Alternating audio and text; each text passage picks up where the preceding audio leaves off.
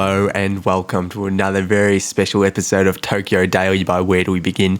I'm your host Lachie and I'm back by popular demand of no one.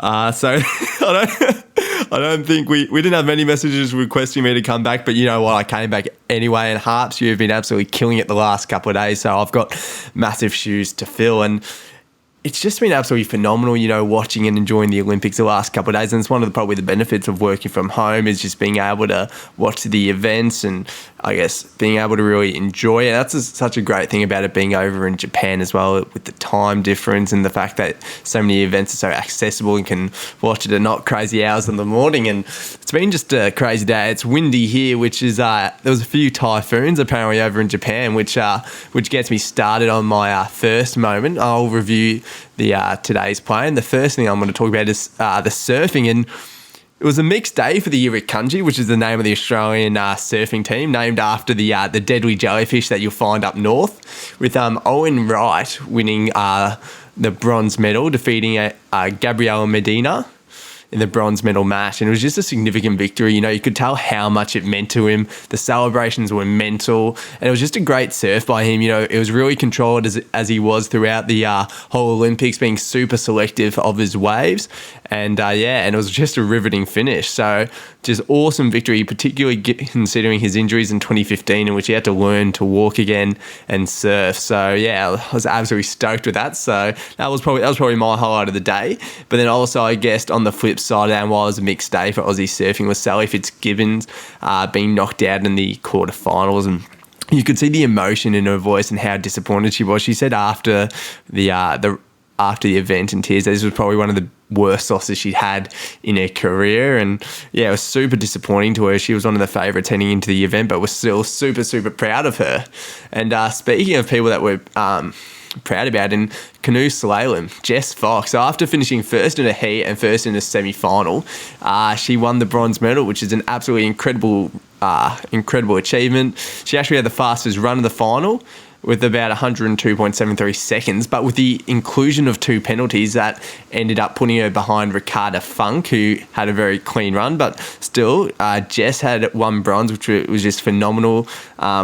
She's one of the best in that event, but she still has a chance for gold later today in her first heat for the canoe slalom in the C1 event, which is the first time it's ever been included for women to compete in. So, and Jess was a driver behind that. So yeah, it's another super exciting opportunity for her. And now we'll go back to the swimming. So first off, we have Australia qualified for the 200 metre times 4 final with Alexander Graham, MacLeod, great to see him out there competing, Elijah Winnington and Zach Inserti. Super effort by them. Kyle Chalmers has also gone through the heats and made it to the 100 metre freestyle semi-final. So he's defending his title in that, and he had a great run. In the women's 100 metre backstroke final, I know I was certainly watching it at work, so I hope my boss isn't hearing. But Kaylee McEwen won gold in that with a time of 57.47 seconds, which is an Olympic record. So awesome to bring another gold to home to Australia. And in the men's 100 metre backstroke final, Mitch Larkin came 7th, but still superb effort just getting that far. In the women's 200 metre freestyle semi-finals, Ariana Titmus qualified first, so that she's backing up what she did yesterday, and I'm very excited to see her coach's celebrations in the finals tomorrow. I reckon he'll be hiding out back rather than anywhere the cameras can see him. And then we also have Maddie Wilson also qualified 8th with a time of 1:56 and 58 seconds. So with other sports today, badminton, so Australia won in both the doubles and the singles, with Wendy Chen winning 2-1 in her singles game against Bulgaria. So super stuff there. In the football, the Matildas drew 0-0 with America. I can't say I watched that one, so I won't give you too much in-depth sort of content there, but I'm sure the Matildas are a great medal chance for us, so hopefully they can pick it up and get a few wins on the board. And the Australian Kookaburras, I mean, after that scare against Japan, being the number 1 ranked team, you know, there was a lot of sort of outside noise, but after absolutely dismantling India on Sunday night, they took it up to Argentina last night, defeating them 5-2, so they're now 3-0 and just really on a great way of hopefully making a final. In the In the rugby seven, so this was another sort of mixed day. So I think the aim of the team was just sort of to make the quarterfinals, which they did. Despite the fact that they lost to New Zealand, they still finished third and made the quarterfinals, but then they lost to Fiji 19-0. But Fiji are the best team in the world. They're going to be a strong gold medal chance. So Australia shouldn't be too upset about getting their colours lowered by such illustrious opposition. Finally, so we got the tennis, and Jason Duckworth unfortunately lost in the second round, but still a massive fan of yours, Jason. And in the water polo, the Sharks lodged their first win of the games, the Australian men's team winning 11-8 over Croatia, and I'm sure my mate Harps might have a little bit more to say about that soon. And finally, so Bermuda, they won their first ever gold medal with Flora Duffy winning the women's triathlon. So that's absolutely phenomenal effort from you guys. I think I've said phenomenal too many times. It must be my work of the day. I'll try to expand my vocabulary for the next time Harper gives me hosting duties. Although the way I'm going, I don't think I'll be granted them. I'm on struggle street here. And my moment of the day had to be Owen Wright winning bronze. It's just such the emotion. And I think anybody, I don't know if many people have watched surfing before this, but it's actually such a tactical sport, and it's just like the 30 minutes, it's just exhilarating the whole time, with the whole priority and trying to, like, when you have priority, restricting the waves that your opponent can get to hold your lead. Like, it was just phenomenal. It was just, I'm not going to say phenomenal again, but it was just such a great watch. So that was probably my highlight of the day. And in the medal tally, so we have USA have 9 gold and leading the pack, which is closely followed by China and Japan. Australia is currently 6th with 3 gold medals, 1 silver and 5 bronze. So doing awesome start to the games. Now, next up is Harper, who has a very special interview. I'm not going to give him his name. I'll let Harpy introduce him, but he's one of the most knowledgeable people on water polo, not currently in the Australian setup. He's really close to the current Australian team, and I think this is going to be a great listening. So I'll just sit back and listen with you. Now, we have seen some awesome action in the pool for the Aussies in the last couple of days, and not just in swimming, also in the water polo. And we've got a great man onto the show today to talk all about that. Uga Mihailović, his sister, Lena, friend of the show. She's playing for the Aussie Stingers, and his dad, Predrag, is the coach of the Aussie Stingers. So got a bit of expert knowledge here on the show today. Welcome to the show, Matt. Hey, guys. Thanks for having me. Oh, thanks very much for coming on. We'll get straight into the Stingers, I reckon. Oh, actually, you know what? First, I got a couple of listener questions. First listener question. So there were a couple of rules about water polo that people didn't really know. People were watching a bit of water polo throughout the Olympics. And the substitutes, people noticed that people were going off, but then people couldn't come back on straight away. So why is that? So that's a brand new rule that they've introduced recently. It's like a bit of a flying substitution. So you can sub your player anywhere within your half on the outside of the line. So you'll have one player outside, and you'll pretty much do a quick swap. So you touch your hands, go under, and you go in. They've done that, I think, to speed the game up a little bit. So, if you're, let's say, traditionally, if your, let's say, centre back is dead after swimming up and down the pool a couple of times, he will, stop, swim out of the box, and then that attack is kind of gone. Now, coach had the opportunity to, sneak them up. So you'll have your fast player on the halfway ready to go. You will have your centre backs into halfway, and then you sort of just kind of play with that. Yeah, all right. Hopefully I explained it. Yeah, no, they explained it well. Thanks, mate. And we've got one other listener question. So, of course, all the water polo players have got the caps, but then they've got kind of weird things over their ears. I've got no idea what they're for. Can you tell me?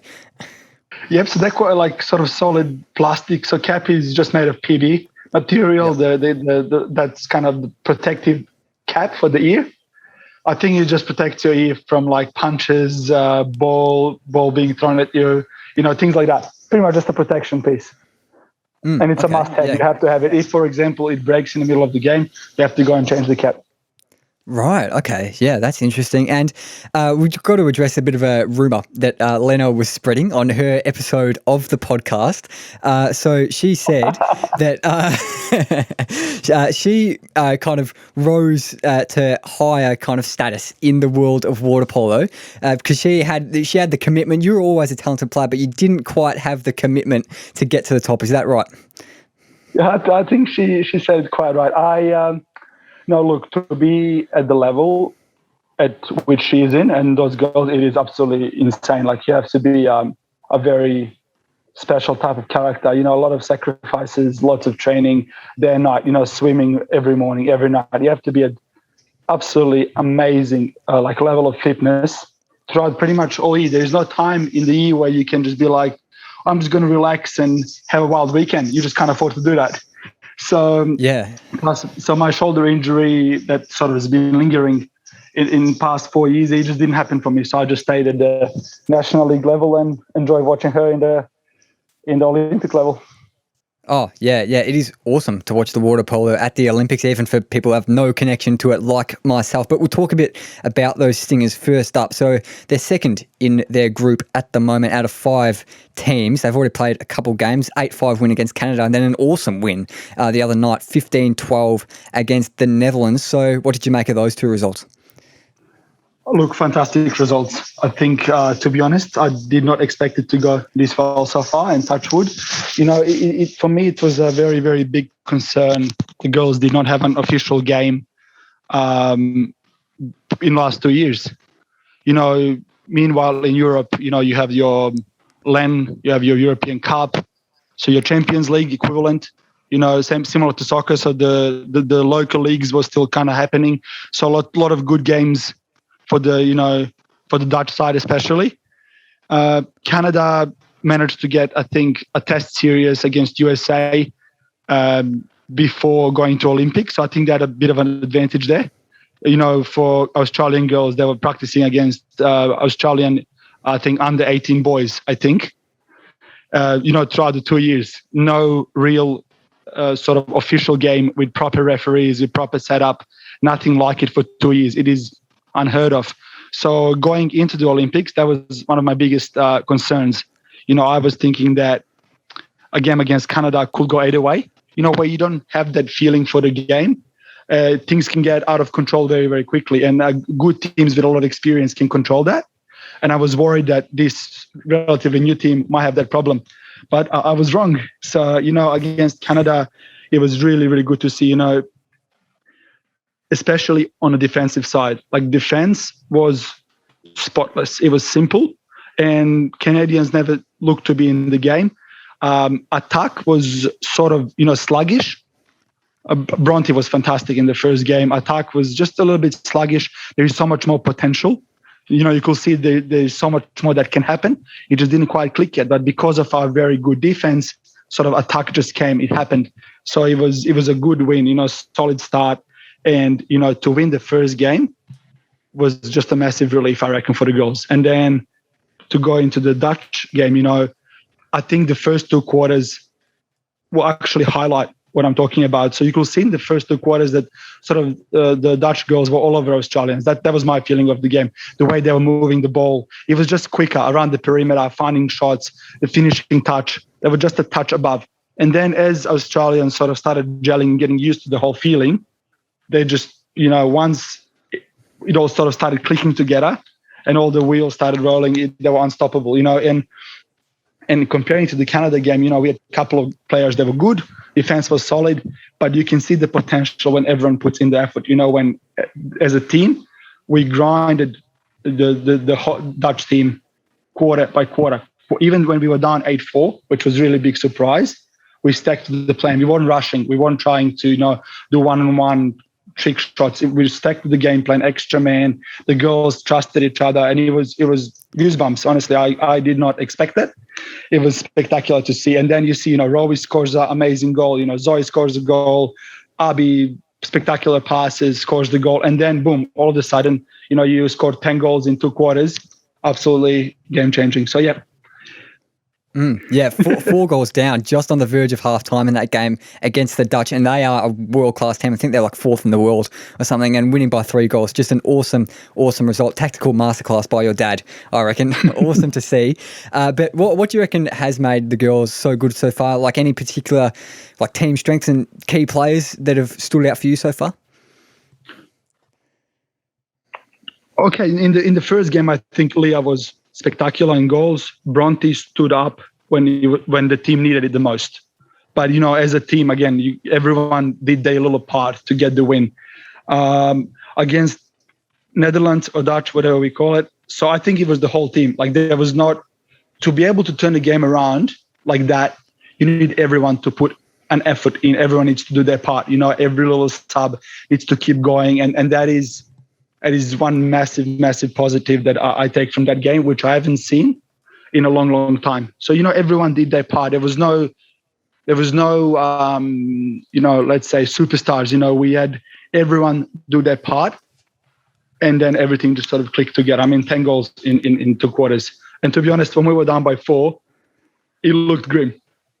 Yeah. I was looking at the game and I was like, this is not going to be pretty. And then next thing you see, wow, yeah, unbelievable. So I think massive team effort.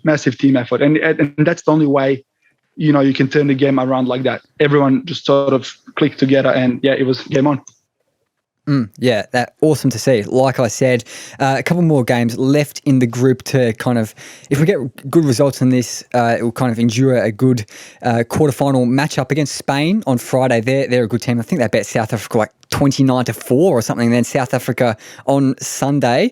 A little preview for those games. How do you reckon the girls will fare? Okay, I think that's going to be a very, very, very tough game. I have more faith now. I hope my dad's not listening. I have more faith now after the really good game against Holland. Spanish, extremely experienced side, extremely experienced. They've got good shooters from outside, good swimmers. Those girls played together for quite some time. It's going to be hard, but I think it's exactly what Australia need. Now we don't. I don't think we sort of have the pressure. I would like to think that the girls don't have the pressure at the moment. They've done their job in the group stage. It doesn't really matter for them who is going to be in the quarterfinals, whether it's going to be, Russia, Hungary, or China. I think it's much of a muchness. If you want to go through, you have to beat one of them. So I think this is going to be a really, really good game to watch because, the girls are going to go out there and enjoy it. It's going to be the biggest challenge in the last 2 years. And those girls got the love a challenge. After all the training they've done, they just want to go out there and use that, and they haven't had that opportunity. So I think there is still a lot of unloaded potential there, just waiting for us to see. So yeah, it's going to be a big one. I can't tell who's going to win. I'm hoping for the best, but I think it's going to be a very, very good game and a fantastic setup for the quarterfinals. Yeah, going to be very, very exciting, especially if we get the win in that game and progress. But Spain, of course, big powerhouse, the Dutch as well. America absolutely thrashed Japan in the opener. So do you reckon those 3 teams, are there any others that are kind of going to rival Australia to go far and push for gold? I think there is no rules, to be honest. It can happen. That anything, like, how do I say, anything can happen. Hungary, Russia, China, any of those 2 teams can really beat anyone. We saw that, China was playing 6-6, I think it was halftime against USA. Russia and China was battling 18-17, big games. I think Russia and Hungary ended up drawing. So I think, it's going to be a lot, physical fitness is going to be a big thing. And obviously, you have to have a good game, So it just depends. Everything has to click, and then things will work out the way they should be. Yeah, and this might be throwing you under the bus a bit here, put you on the spot. Before we move on to a bit of Aussie Sharks talk, I want a prediction for where the Stingers are going to finish, and this might be the same answer, but a gold medal prediction for the women's tournament. So what's the question? Where the Stingers are going to finish? Yeah, where the Stingers are going to finish and who's going to win the gold medal. I can't comment. Right. Sorry. Fair enough. Yeah, fair enough. No worries. We'll move on to a bit of Sharks chat then. The Aussie Sharks, they got a good win just earlier tonight against the Croatians. The Croatians powerhouse. They've got players that are on like hundreds of thousands of dollars a year just for playing water polo. They won 11-8, but they lost 10-15 to Montenegro. What have you made of those 2 results so far? Look, first game against Montenegro, it felt like the Aussies had them in the bag. Montenegrins looked a bit slow, sluggish. But then I felt like Australians allowed them to come back in the game. A couple of little mistakes. They didn't stick to the game plan. Things fell apart for them. Maybe they just sort of, after being up a couple of goals, they just I don't know, maybe they just seen the end too early, but then Montenegro came out sort of, and it looked like the Australians sort of just ran out of options. They were a bit gassed towards the end. Against Croatia, well, what a game. Anthony on goals, absolutely spectacular. I mean, he saved everything. Croatians had no choice, no solution, I should say.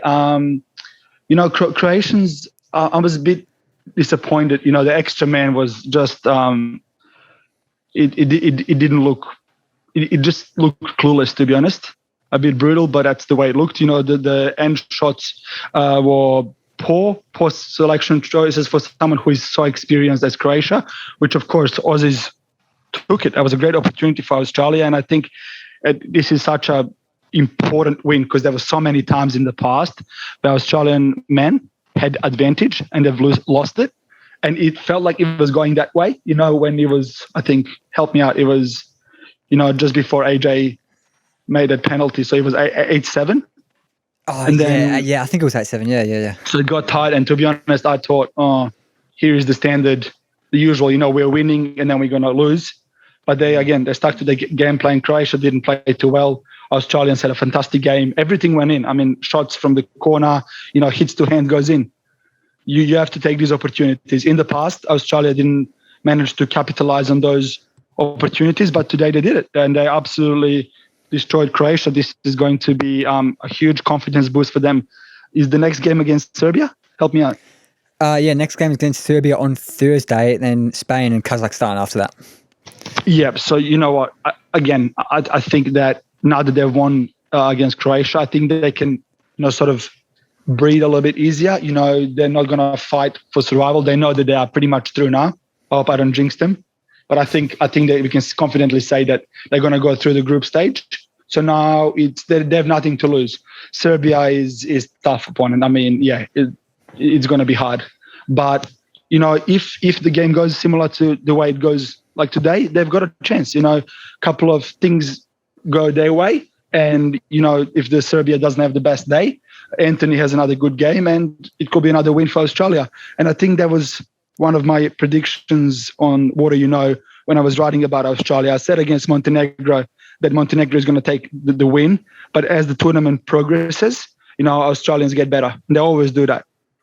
In the past, they haven't been able to, take the big wins. They've taken one today, and who knows, let's see how it goes. Bit of luck and bit of everything coming together. Could be some really big surprises. And I don't know if you can answer this one, but where do you reckon the Aussies will finish in the men's side of things, and gold medal prediction? The beauty of our group, which is absolutely horrid for anyone involved. You have the absolutely 5 powerhouses, and then Australia, who is, always super fit, unpredictable, can win anyone. You have Kazakhstan, who is sort of up and coming. On the other side, you have sort of a little bit easier opponents. So again, and that's sport, especially for Australia, they're not favorites. So a couple of things have to line up for them. If they, get, let's say, USA or Greece in the other quarterfinals, they got a good chance. Hungarians, I think they struggle against Japan. Again, Hungarians play wild water polo. If they're on that day, they will score everything. If they have a bad day, it just won't go in for them. So there's a chance. I think if Australia just kind of sticks to this, plays well, another win maybe, could be against Serbia, could be then in quarterfinals, anything can happen. As long as they don't drop the ball now, they just have to keep their consistent. They have to, feel that they can compete against everyone. And you can see once sort of they get fired up, AJ gets fired up, then you have Richie, a couple of fist pumps going around, and it's game on. It's game on against everyone. So I hope they do well. Yeah, awesome water polo analysis from you, mate. Thanks very much for giving it to us. Really insightful. I learned a lot. But just before I let you go, I know you've got a Taekwondo bout to watch, but we've got a bit of a bit of a question that we put up on our socials to all our listeners, and we also put it to our expert guest. So I know you're an absolute gun at water polo, but what do you reckon is the Olympic sport? What do you reckon is the Olympic sport that you would be worst at? That's a very interesting question. Well, I think I'll be very bad at most of those sports. I think perhaps shooting. I think I was watching today. We're watching the air gun, 10 meters, today, and I think that there's no way. I'm too crazy for that. You have to be so peaceful, so calm, in the zone, no emotions, nothing. It's just you and the target. What you think? Yeah, there is no chance. No, I'm gonna be missing the target by a country mile. There is no. I don't have the nerve for that. So I think air gun, anything with that requires to be sort of 100% focused and sort of no emotion, very still. It's a no-go. So that will be probably one of the worst sports. Yeah, fair enough. Really, I think I'd be pretty crap at all of them. Just before you go, any social media channels that you'd like to plug? Oh, look, we thanks for that. Actually, well, about a year ago, me and my friend Tom, we thought that water polo doesn't get enough, media coverage. Not in Australia. A lot of times, the general public doesn't know what the Australian Stingers and Aussie Sharks are up to, how the trainings are going. Lots of interesting topics, how National League is run, refereeing, things like that. And we thought we will start it as a bit of just to promote water polo. We got some really great interviews in the beginning. Unfortunately, as life gets busier, you find less and less time to write things. We still try to, every time when there's an interesting story, we try to put it up. But yeah, if you guys like some water polo chat and banter and some videos, Water that's our little page, our news tabloid for water polo. And yeah, that's it. And I think that's how we got in touch as well. I think I shared your story and then we started chatting about water polo and yeah. Precisely. And it's also fantastic what you guys are doing. So awesome that you guys, plugging in water polo in what you're doing. So it's great for the sport. The more we talk about it, the more hopefully we get more people interested and that's what we need. Yeah, honestly, I can say it's a sport that I'm really falling in love with the more I watch it and falling in love with it even more thanks to your bit of insight, which I really appreciate. Thanks for coming on, mate. Thanks a lot for having me. I appreciate it. Geez, absolutely ripping interview, Harps. I could listen to you two talk about water polo all night, which I have been in the editing. And true to form from myself, I forgot to mention the Opals loss last night. So they lost to Belgium, which, given that Australia is the current number one ranked team in women's basketball, not the greatest start to their campaign, but they still have a great opportunity, hopefully going forward, to get a few wins and still make it into the finals. There's still a great gold medal chance. Now we'll go on to the preview for today's events. So first up, so we got Lucien Dalfor, first event for the Olympics in the K1. You can catch him at 250, and after watching Jess Fox, it's made me even more excited to watch Lucien go at it. We also have Rachel Lynch, who's playing at 7:30 tonight at versus Japan. And just quick disclaimer, this is all Australian Eastern Standard Time, and while we're on the issues of disclaimers, Harper does the editing, so I don't know why I said that before. And also Rachel, she was inducted as one of the 5 athletes as an Olympian for life for frontline work as a nurse during COVID in Perth. So that's absolutely phenomenal, Rachel. So only 5 people actually received that. And I think it's just a great show of the quality of person she is, not only on the field but off it. So awesome stuff. And we also have Jason Waterhouse, who's competing in the NACRA 17. You can catch him at 3:35 in the heat. So he's looking to back up his silver medal from the 2016 Games. In other events, we have one of the biggest boxing matches. Only it's in the pool. It's Titmus v Ledecky at 11:11 tomorrow in the 200-meter freestyle final. So obviously they're starting to brew a nice little rivalry. So it's going to be good to see what the next chapter holds for those two. So super exciting for that. And Ledecky's also competing in the women's 1500-meter final, where Australians Maddie Goff and Kaya Mulverton will be in lanes 1 and 8 for the final. So there'll be 2 more Australians to watch out for. Now, we also have the soccer on tomorrow. So the Oiroos take on Egypt. So after pushing Spain and beating Argentina, they've been in great form to start the game so far. And they're currently second in their group. They needed just 1 point in this match against Egypt to progress to the next stage.